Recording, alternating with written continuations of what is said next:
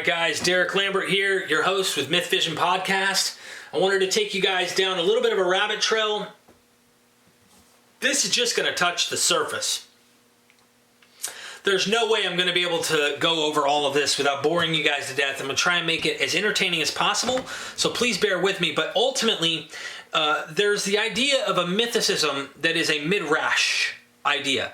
We've had Christopher Hansen come on our show, and he's even said, as a historicist, he said the strongest argument he could see is a Midrash type idea of the New Testament being a copy of Old Testament. I am pretty convinced that the literary device of the New Testament is an absolute copy of Old Testament, but not just Old Testament.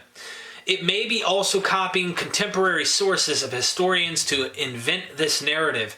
For example, the three men who died on the cross, Josephus in his autobiography talks about his three friends that are on the cross. He gets them taken down. Two of them die under physician's help, and one of them survives by the physician's help. So technically, three men on a cross, one survives. Jesus survives, the two other die. We're going to go into some parallels. I try not to, I'm going to avoid as much as I can the text itself to not bore you. We're going to go and hijack a bunch of Christian sites because I say it's very important. Christians do a lot of the legwork for us because these scriptures are what they believe. And so because they are firm believers in the text, they're textual believers, they do a lot of the legwork on finding how these texts parallel and they how do I put this? They're looking for the types and shadows that connect to Jesus. And in doing so, these Christians do a lot of the work on seeing Jesus in the Old Testament for us. There's versions of mythicism that show, kind of like the Doherty thesis, that the pre-existent Jesus, pre-existent Christ, well, that may be the angel of the Lord. If that is the case, awesome. If it isn't, oh well. I'm just going to show you guys and gals watching as much as I can how Jesus is just a rewrite of Old Testament characters. To me, the odds, it's possible there was a historical Jesus, possible. I'm not convinced though. I'm not convinced at this time. I need more than what we've been given. And I could see people literalizing something that was allegory. I literally could see that. And I could see versions of this allegory being literalized and marketed to try and convince people of a certain path, in my opinion. I think the Old Testament's full of allegory. And even Philo of Alexandria, first century Jew, historian, also agrees that it's allegory. Now, I went to this website right here, Bible.ca, and then all this stuff after. I'll put the link in the description so you guys can come here with me. I just wanted you to take notice of this. Joseph, a type of Christ, real quick. And it says, you know the 7 years of plenty and the 7 years of famine, right? There's two sets of seven.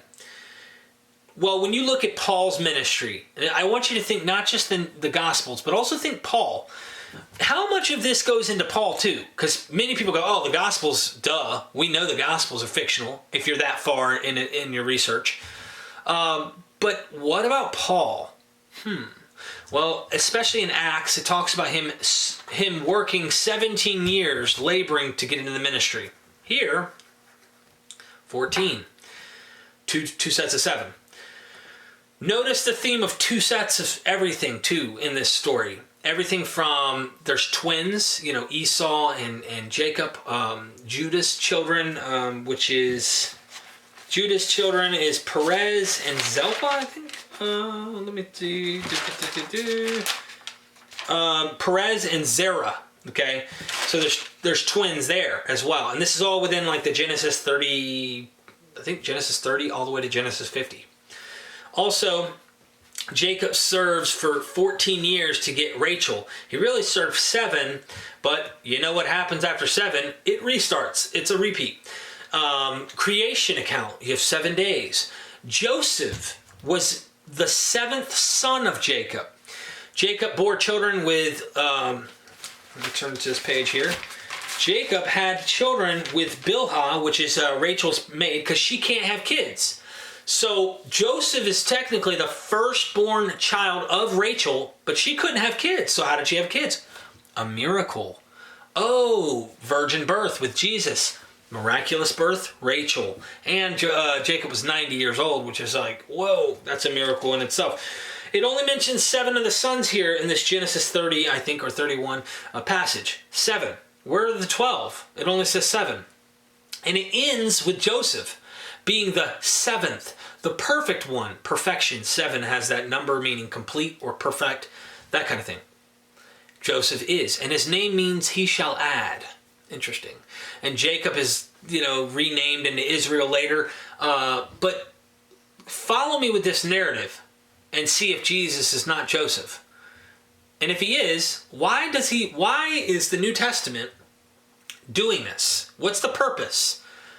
Are they really writing a history that's just borrowing Old Testament? Or are they rewriting an Old Testament story, an Old Testament allegory, so to speak, story into modern context? Are they really talking about a real guy in the first century here named Jesus? I don't know. It's hard to tell. It's hard to tell what's going on here. So follow me if you will, and I'll try and take you through some of this stuff. By the way, the 2 sets of 7, you also have 2 sets of dreams every time. Joseph had 2 dreams that the 12 stocks or sheaths will bow down to him, and then it was the sun, moon, and the 12 stars. 2 sets of dreams. He also interprets the dreams of the baker, the wine man in the dungeon later, and that's 2 sets of dreams, right? These 2 people. And then Pharaoh. Pharaoh has 2 sets of dreams. He has where the fat cow, the skinny cow, and then I think he talks about the sheaths too. I can't remember, but it's 2 sets of dreams. Let's go into some of these parallels, guys. I'm just going to surface through. Thank you, Christians, for doing all the hard work of trying to see these connections. If you really want to delve deeper, I'm probably going to have to write something at some point in the future where I connect these and try and make it as entertaining, because it could be bogged down really quick into a lot of details. Miraculous birth, Jacob was 90 years old. Rachel was barren. Mary was a virgin. Okay, this is the parallel here. Spoke truth in exposing sinful behavior of others, knowing he would be hated and ostracized. This is what we see going on here in the New Testament, and Joseph is talking to his brothers. Both were shepherds. That's a simple parallel, but it is a fact, according to the stories. Beloved sons of wealthy fathers. Okay, so Jesus is father in heaven, stored riches, so he's a rich father in heaven. Hated by his brothers without a cause. We know that's obvious in the New Testament. And what I like when you look at the New Testament reference here, you'll notice it'll start to bring in a lot of Pauline literature as we go further. You'll see. So the idea that Paul's using this Old Testament text maybe needs to be further reopened and saying, is this Paul a real historical narrative as well? Something to consider. Just throwing it out there. All right. Let's see. Hated for telling the truth and prophesying. Foretold a future exalted position as king. I looked at that text and it just says that he was a dreamer. Now, it could give the notion that he's going to be a dream by his dreams when he told his brothers they're going to bow down. That kind of gives you the idea that you're going to be a king. Okay, I can follow that kind of mindset. Both parents treasured in their hearts the news that their children would be a future king. Persecuted out of jealousy. Willingly went at father's request and authority, and that actually also is that the father sent him on a mission, right? Jesus said he was sent by the father. Same crap, okay? The same things going on in both stories. How much of this is history again? Lived with father before set on divine mission. Ridiculed for being a king. And it's funny, lived with father before being set on a divine mission. In John, we know that's the most glorified version of Jesus in the Gospels of John. But nonetheless, it's the idea that he existed with the father beforehand. He was with his father and then he came down. That's what mythicists are saying that is possible on this Jesus. He may not have actually been a man, but he may have come from heaven idea. And this is what this narrative is trying to say. And of course, he becomes euhemerized and made into an actual historical person. Not trying to rabbit trail. All right, ridiculed for being a king. Okay, king of the Jews. We know Jesus was obviously ridiculed for that. Genesis 37:19. Go check it out. Plotted against by his own brethren. We know that happens, and it's very interesting when the plot happens that Judah is the brother. And if you you notice a lot of Matthew references here. Go to Matthew 27, open Genesis 37, read both of those accounts side by side, and you'll find out real quick, Judah is Judas. It was his idea to sell Joseph into slavery. I think it was the Ishmaelites that he sells him into slavery for. And it's interesting also that these Ishmaelites, I can't remember what the type of people they were, but they had myrrh, they had, let's see, what they have? Fast forward to here. They had spices, balm, and myrrh, okay? Those are burial custom scents and spices and stuff, okay? Joseph of Arimathea has the same stuff when he buries Jesus. He has these spices and myrrh and all that. And it's a burial custom. So why is Joseph being sold to people? And why is that detail being mentioned in Genesis 37 that these men are carrying burial ritual spices and stuff? Why? It's interesting. I think there's a death going on here. Some type of death. So it's the Ishmaelites, okay? And if you look at Mark 15 and John 19, you'll see that parallel. Now, said to Joseph, "Then let us see what will become of his dreams," said of Jesus. "He trusts in God. Let God rescue him now, if he delights in him. For he said, I am the Son of God." Now that's Genesis 37:20, Matthew 27:43. The brothers are saying, let God save him. All right? And the whole time you're thinking that's it. Well, in the New Testament, when you hear that, they say that when Jesus is on the cross, you're thinking, dude, he didn't save him, right? Because he died. Well, he resurrected. Oh, so now you got to wait till there's a resurrection. So there's a death here somewhat, and then there's going to be a resurrection. And the funny thing is, the brothers throw him into a pit that has no water. The parable of the rich man and Lazarus could be very tied into this right here. I think there's some doing with the northern and southern tribes during some type of captivity, or possibly the division of the northern and southern tribes of Israel. I think Genesis was written later, and it might be talking about some of this stuff in this story. But what you find is there's no water in the well, and he's going down into the pit. Well, Jesus talks about going down into the pit. He gives a parable of the rich man and Lazarus, and what's the rich man want? Just a little bit of water. He's in this pit, and he has no access to water. It's like there's nothing there to drink. And so he is redeemed from that. He goes into the pit and he saves the captives, sets the captives free. Jesus does. I think there's some parallels here. Nothing necessarily is in chronological, actual order every single sense of the way, but the parallels are overwhelming and obvious. And I think that this is a copy of the story. So they say, let God, save him. And later on, they recognize that God does, according to the story. They suffer bitterly at the hands of brethren. Well, that says that in Hebrews 12:2. They stripped him of his robe, Genesis 37:23 and John 19:23-24. Technically, they take him of his clothing. Does that mean he's naked? Probably. They did the same thing with Jesus. Okay? Judah offered to sell Joseph for 20 pieces of silver. Judah in the Greek is Judas, who sold Jesus for 30 pieces of silver. Interesting. And then, of course, the New Testament, that's not just in Matthew 1:2-3. I think they may have put the wrong reference up. Matthew 27 talks about this for sure. And it mentions the selling for 30 pieces of silver and how Judas throws it back on the temple ground, and then they pick it up and they say, well, we can't spend it in the temple. We'll buy a field for it because this is money bought for blood. And I guess there's probably law against that. But another interesting point about that is that somewhere in Jeremiah, Matthew says that it fulfills a prophecy saying 30 pieces of silver or something. So the author of the New Testament is intentionally copying Old Testament stuff to make this a fulfillment. They're purposely doing this to make this a fulfillment. Suffered bitterly at the hands of brethren. Oh, we already went over something like that. Oh, I already passed that. Okay. Sold for slave price in pieces of silver. 20 pieces in 1900 BC, 30 pieces in 33 AD. Inflation, I don't know about that literal. I mean, that could be the case, but I don't know if that's true. You guys look it up yourself. Leaders attempted to rescue him from the hands of brethren. Reuben was eldest. Pilate. Okay. So leaders attempted to rescue him from the hands of brethren. That's interesting that Reuben and Pilate are connected here, because I looked at Matthew 27 myself, and I'm convinced at this point Pilate and Potiphar have a parallel. If you look at Potiphar, Potiphar's a governor, or he's a chief or something of the... Let me look at this here. Potiphar... Hold on. Potiphar is an officer of Pharaoh and captain of the guard. Well, Pontius Pilate is a Roman governor under Emperor Tiberius, and he's a judge. I wonder if these two men who are in place of power, who end up receiving the Joseph or the Jesus, are playing a part in the story. And notice, the brothers sell to the Ishmaelites. The Ishmaelites sell to Egypt, or sell to, try to give off to the Egyptian.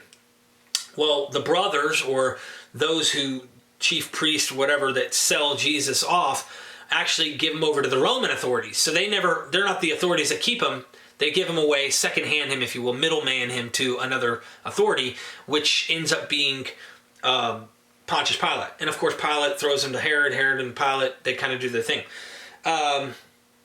Now, let's go back to the parallels here, because I've done repeats of this video, I can't tell you how many times, and there's so much information I've had to restart this video. So hopefully this conveys what I'm trying to say and you guys can follow what I'm doing.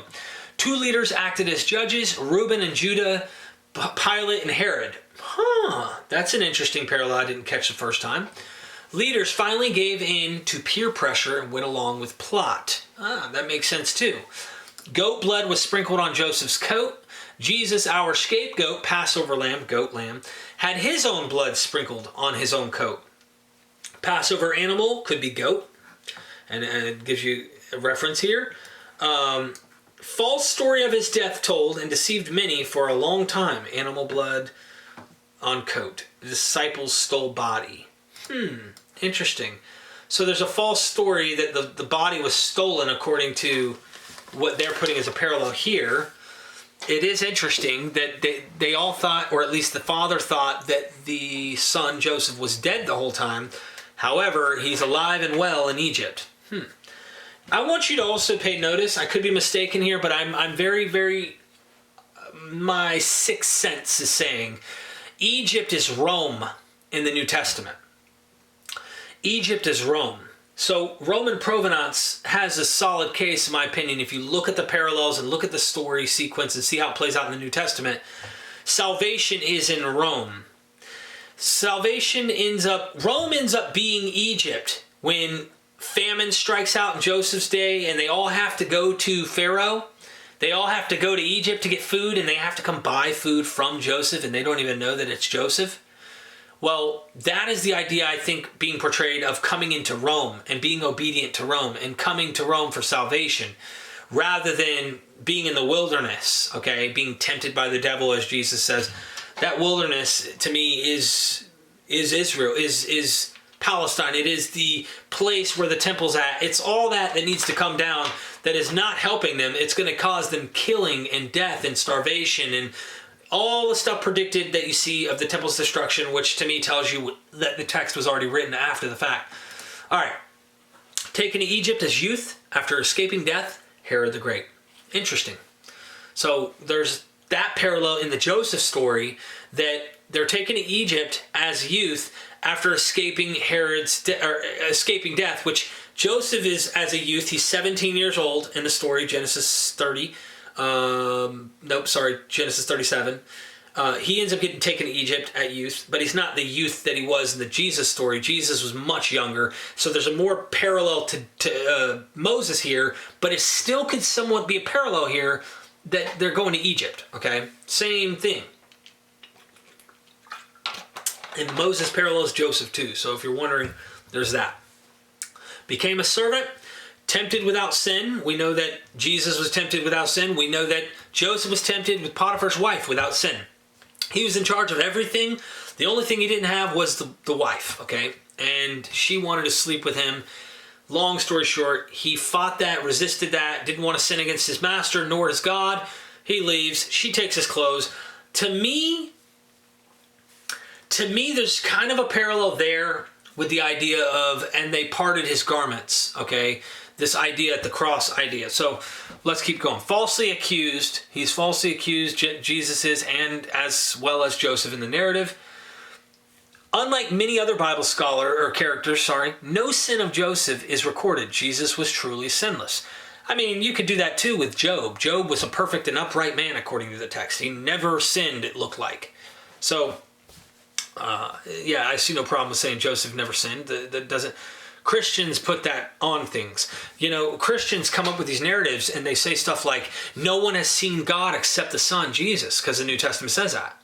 Except, I'm sorry, but if you read where Jacob wrestled God, he says he saw God face to face, but Christians will come in after and go, yeah, but that wasn't God. That was the angel of the Lord. That wasn't really God. It was, you know, he couldn't see God. Okay, well, the text says he saw God. Well, no one else was perfect. The text says Job was perfect and upright. Whatever that means, either way, that's what it says. And so, anyway, let's see. Suffered for another sin. Yeah, that's true. And it's interesting that Potiphar's wife, her sin is what Joseph is being accused and has to suffer for. To me, it's interesting. I don't know. I don't know if this harlot wife that is there is signifying either the southern tribes of Israel, possibly. If there's some type of accusation, a sub-narrative here that's discussing what's going on in the captivity between northern and southern Israel, or Judah and Israel. I wonder, because a lot of people say that this may have been written during the Babylonian captivity. It's possible. Confined in jail custody, thrown into a pit, literally a well or pit. Genesis 37:24. Also, you got the dungeon that comes. I think it's Genesis 38. But that to me is another interesting thing, because once Joseph flees and Potiphar comes home, and I can't remember, but somewhere I read where Potiphar did not believe his wife. He knew Joseph was innocent, but he was angry at the situation. Because the accusation, right? I mean, supposedly he raped his wife. Come on. The accusation. He ends up in this prison with a baker, and he ends up in the prison with a wine bearer. And you have to ask yourself that question, like, hold on. These guys also have a dream, just like Joseph. One of them was the baker for Pharaoh, and one of them was the wine bearer for Pharaoh. Okay, enough said. Joseph overhears them talk about they had this dream. Joseph says, look, let me hear your dreams. God's given me the gift of being able to interpret dreams. So, the baker tells his dream, and so does the wine bearer. And lo and behold, long story short, he says, well, the dream is talking about 3 days. And there's so much 3 days going on in here, guys. Go back to Genesis 30 and read every chapter all the way up to this point. You find that Jacob was 3 days' journey away from Laban.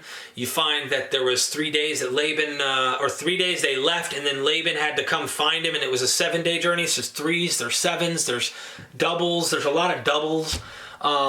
Anyway, the baker tells him it. He says, in 3 days, you're going to be brought up to Pharaoh, and he's going to condemn you, and you will be, the birds are going to eat the carcass. You're going to be on a stake, hung, and the carcass is going to be ate by the birds, and you're going to be consumed, devoured. What? Yeah, you heard it right. And then the other guy is like, look, you're going to be in 3 days, the wine bearer, because he says, I saw there were 3 this, there were 3 that. Well, this is what an interpretation of your dream means. In 3 days, Pharaoh's going to take you and reinstate you as a wine bearer, and you're going to be, serving wine, alive and well with Pharaoh. Oh, okay. Finally, 3 days comes, and sure enough, Joseph just tells the wine bearer, just remember me. That's all he says. He says, don't forget about me. Remember me. That's all he says. Where have we heard this one before? Jesus. He tells them, this is my body, this is my blood. He says, here's the baker, the bread guy. Here's the wine bearer. Okay, this is where his blood is. Body, blood, baker, wine bearer. And he says, do this in remembrance of me, Jesus says. It's totally Old Testament ripoff right there, or at least being copied from the Old Testament. Obvious. It goes further though. You got the 2 men with Jesus that are being crucified. This is exactly what's going on with Joseph, and they're all being crucified here, okay, is what I'm seeing. The one thief, he's like, negative and pessimistic, and he can represent your past, I guess, if you wanted to be esoteric about it. But one of them is condemned. He's resurrected to condemnation, is the idea. The other one is resurrected to eternal life. And he tells him that you will be in paradise with me this day. And, that's what he tells him. That's exactly what happens to the wine bearer in the story with Joseph. He's resurrected, and he is to eternal life. He's given life again. Don't forget about me, he says. Jesus teaches us while he's alive in the ministry on earth. And next thing you know, what happens? Well, the narrative is that Joseph is remembered at one point, and Pharaoh has a dream. He says, I know someone who can interpret dreams. They pull him out of the dungeon, and voila, Pharaoh had this double dream once again, these 2 sevens, sets of 7. And he says 7 years of plenty and 7 years of famine that's coming. And it's obvious that this is paralleling a lot of what we see in the New Testament. So let's keep going. The baker was lifted up on the tree, crucifixion 3 days plus the tree plus 3 days. Green years followed by dry years. Put over, and now this is stuff that you can see the New Testament reference. Put over the house, Joseph, Moses, Solomon, Christ, both exalted after suffering. All will pay homage and every knee will bow. So remember the dreams that Joseph said that every knee shall bow? Or the 12 brothers, the father and the mother are going to bow their knees. Well, you know that the brothers also bowed their knees. And here in the New Testament, every knee shall bow, Jesus says. Both given all power and authority save one, God or Pharaoh. And that's interesting too, that parallel. Both wore royal robes and dressed as a king. Jacob wore Pharaoh's royal robe with necklace. Jesus wore purple robe while being mocked with crown of thorns, which is interesting. They both wore royal robes and dressed as a king. Jacob wore Pharaoh's royal robe with necklace. Jesus wore purple robe while being mocked. So he went to Jacob here in this instead of Joseph. I saw a lot with Jacob they didn't mention here. I saw a lot. I wrote it down, but we didn't want to get lost on Jacob. Joseph given seal ring for 7 abundant years before 7 years of famine and death. Jesus broke 7 seals that caused famine and death. Interesting. So that goes right to Revelation. Both had priestly connections. Joseph married Asenath, whose father was a priest of On, and Christ equals Melchizedek. I don't know why they jumped from there. Maybe I'm missing something. Began ministry at 30 years old. Brothers stared at each other and went to get food. All must go to him for bread. Interesting. He's the bread of life. Unrecognized by his own. And of course, Thomas, being the twin brother of Jesus, according to some accounts, he did not know that it was Jesus, just as Benjamin did not know that it was Joseph. And then how do you reveal it? Reveal by scars, according to Jesus. Well, you reveal the circumcision, his circumcision to his brother Benjamin. That's how they knew that it was Joseph, according to that account. Tested his brethren for worthiness. 10 brothers condemned to prison and released after 3 days. Jesus condemned and rose from dead after 3 days. Betrayers felt remorse. Joseph's 10 brothers, Judas. And Judas could represent Judah, or even, Israel in the first century. It's obvious there's a parallel between Judah and Judas. And that kind of begs the question, is this a real guy in real history here named Judas?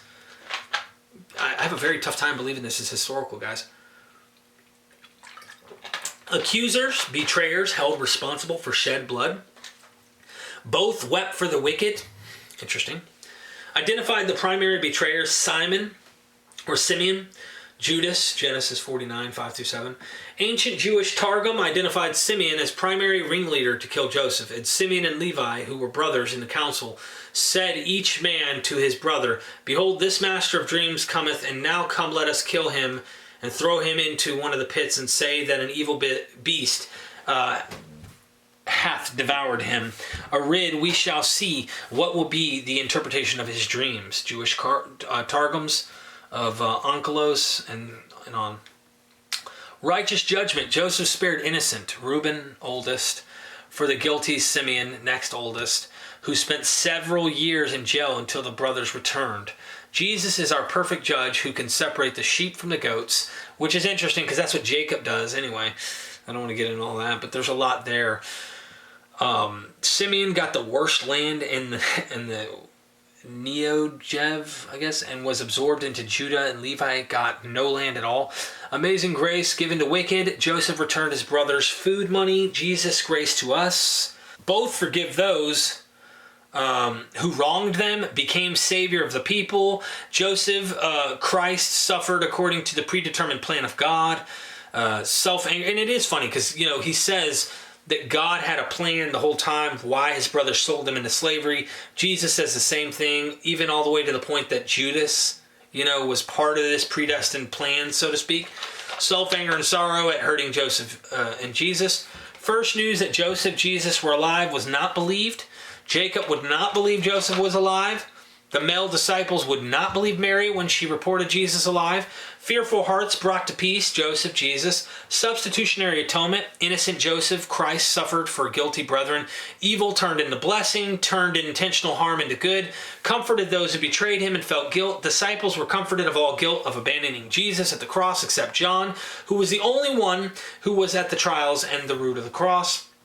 After Joseph, Christ became king, both began summing up all things, making Pharaoh God all in all. And these are references into the epistles.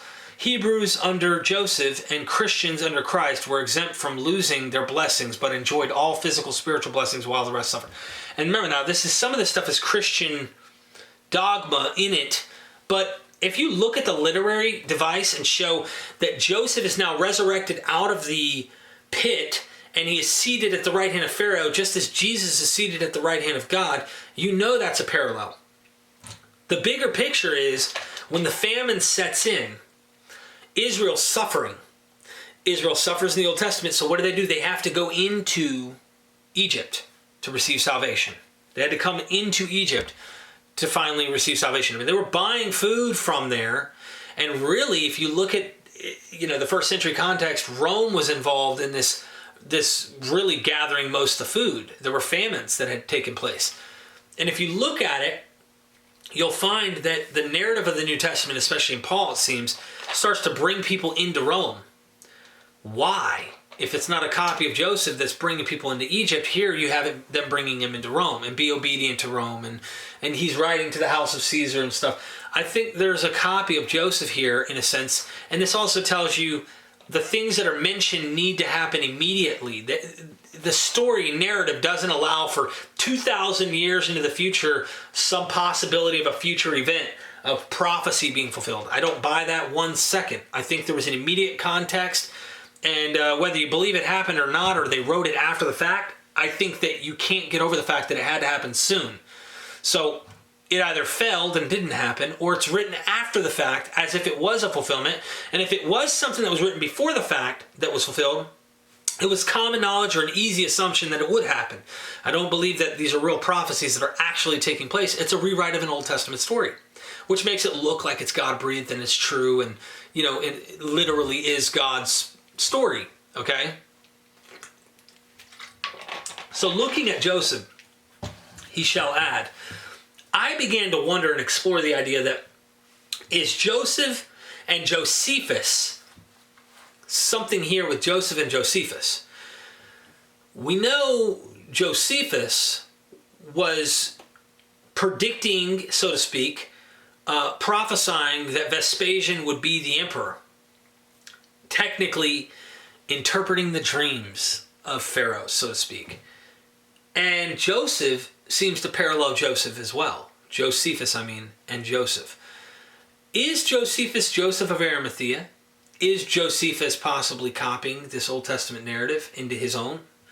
And is this also signifying their connection? Is there a connection between Josephus and the New Testament more than we give credit for? If Josephus is Joseph, which his name is Joseph, Josephus is Joseph, that's the name, then when he predicts the emperor's dream and then is now given all this command by the Roman Emperor Vespasian and adopted into the household, how does that not sound like Joseph in the Old Testament? See where I'm going with this in my mind? I'm wondering if there's a purposeful Rome is your final destination for salvation, come to Rome narrative in the New Testament. I suspect. Unite, get along with your neighbors and to come in and bring Israel into Rome. That's my thoughts. Tell me what you guys think right now. I have not organized this. This is simply just showing you that there's the connection. We've known all along, if we were believers, that there's trying to be a narrative. And if you're a non-believer, you knew that the narrative was there, you just didn't buy it. But if you find in the New Testament Gospels what is historical about Jesus, and you go, well, the crucifixion. Let's go right to the heart of the crucifixion. I can show you the story of the crucifixion in Joseph. The only thing I can't show you is that they're literally crucified. Well, where'd that come from? Derek, it only comes from the historical relevance of Roman crucifixion here on earth, a real punishable, device for those who are rebelling against Rome and such. That's possible. That doesn't mean that this is literal history there either. With the 3 men in Josephus' autobiography that died, 3 men, or not died, but 3 men that were crucified, one of them survives and 2 die. It's the same narrative of the Gospels. It makes you kind of wonder, could they be taking from that and applying it here into the Gospels? Because in that narrative, in the Gospels, you see 2 men die. Well, really, technically all 3 men. However, the 3 men on crosses crucified is in Josephus. And if Joseph Atwell is correct about this parallel here, and it's very possible, then what we have is a New Testament copy of Old Testament, also copies Homeric epics from the Greek Roman myths, okay, and also is using some of Josephus's material, and they're compiling, creating a narrative. That's kind of what I'm getting at. It's possible, if that is the case, a way of building the entire structure of the Gospels and easily seeing it as historical because you're borrowing from Josephus to make your story. Something to think about. Now when we get to Paul, then we're talking about a whole different story. But I wonder if that's a story too and not like a literal historical account. I know scholars agree that it's historical, but help me out. Comment down in the section below. Tell me what you guys think. Give me some insights that you've seen. Make this interactive. And tell me if you guys, see Paul as also playing a story narrative and not a literal character. I know that happens in the book of Acts. I'm not doubting that, okay? Acts is obviously fictional history or even fictional, period. What about the supposed authentic 7 epistles? Can you guys find a reason to think that this is not a literal history? That this is not a real literal guy who's writing these things? Or do you suspect this is a real guy who actually is writing these things and it's not part of a narrative, a story? Tell me what you think of that. With that being said, be sure to like this video, share this. It's helping us out. Thank you for helping us grow on MythVision.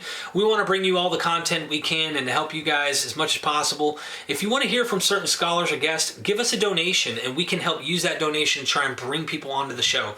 To get people's time and energy, it does cost us money. So if you guys are willing to help participate, comment who you'd like to see, send us a PayPal link or send us a PayPal and tell us what the PayPal's for. I know that Dr. Luther's been in his book a lot, so if you guys send it to me and put a comment there, you can email me as well. Let me know who you want to see. Send me a PayPal, and I will try and see if I can't get these guys to come on. We can talk about things you want to talk about. Thanks for joining MythVision Podcast, your host, Derek Lambert, and journeying with me between Joseph and Jesus and just seeing this literary narrative. What's going on here? Did this guy really exist?